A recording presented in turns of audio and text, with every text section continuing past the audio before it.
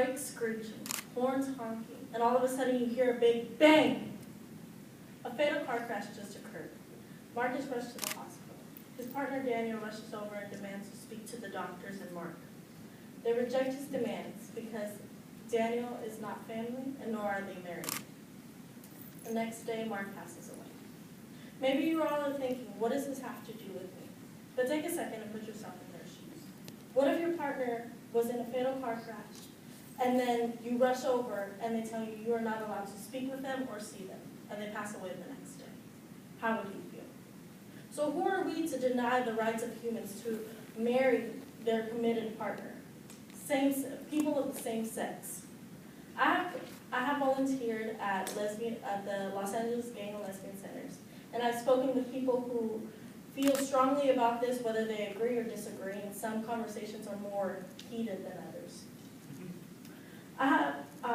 A person's sexual orientation should not determine whether or not they should be allowed to get married, because in the end, their moral values are still similar to ours. Today, I would like to connect with everyone and why same-sex marriages should be allowed. So hopefully by the end of this presentation, you take a stand against the oppression.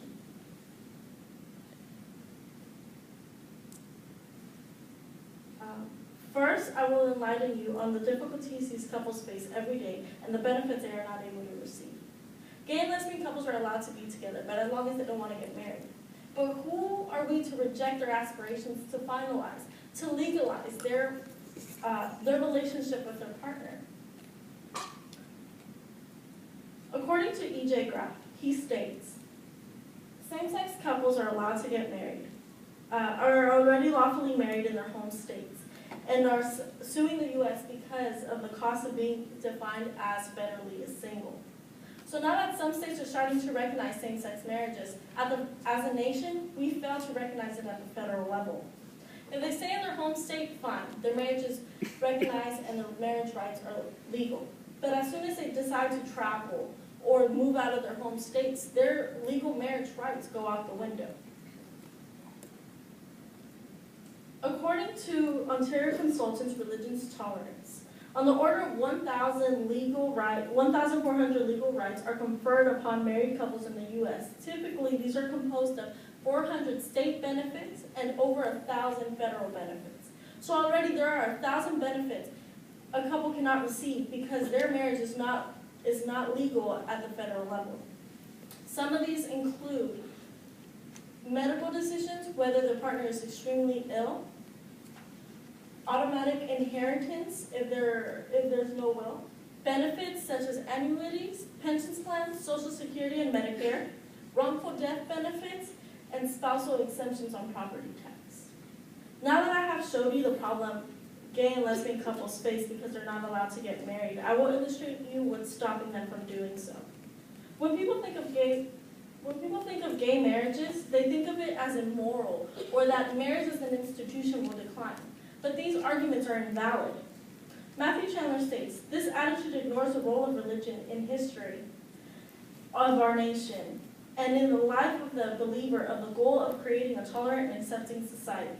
So no matter your religious preference, we are taught to accept the person next to us. Or as little kids, they tell you, don't pull her hair, don't throw rocks at him, play well with others. So how is this any different? We stand side by side the LGBT community. Now it's time to recognize their marriage at the federal level. Religion should not be the base of this immoral argument because God created an imperfect society. He created it so we can learn to accept the unfamiliar, so we can step outside of our comfort zone and understand what is not our normal. Marriage was often seen as an institution, meaning it was a business. We get married for financial stability or for financial benefits, and we have kids, and that's it. Maybe down the line we'll fall in love, if that's happened. But now, according to J-Rank articles in the United States, the most often stated reason for marriage is for love. So now if we're marrying for love, marriage as an institution has already declined. And even with that being said, gay and lesbian couples want to get married because they fall in love. They want to get married for financial benefit, for the financial benefits and stability. And if they want to have children, they're allowed to raise a child in a same-sex marriage home.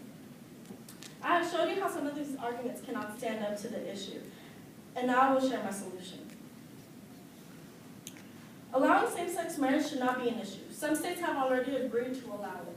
But at the federal level, it's still a coin toss. Allow same-sex marriage to occur because the society changes its opinion on the norm every day. The meaning behind marriage will still be there. And according to Mike Raven, he defines marriage as a civil, social, and legal institution under which two consenting adults establish a lifelong relationship based on love and commitment. Go sign his online petition at change.org. Every signature counts. The problem has been addressed, the causes have been identified, and the solution has been initiated. Finally, I will conclude this presentation. The sexual preference only determines what gender a person is attracted to, and that's all it should determine. It should not stop anyone from marrying the person they are committed to and who they are in love with. It is time to take a change. Rainbow Nearburn says, God grant me the serenity to accept the things that I cannot change, the courage to change the things that I can, and the wisdom to know the difference. Go ahead and take a stand. Thank you.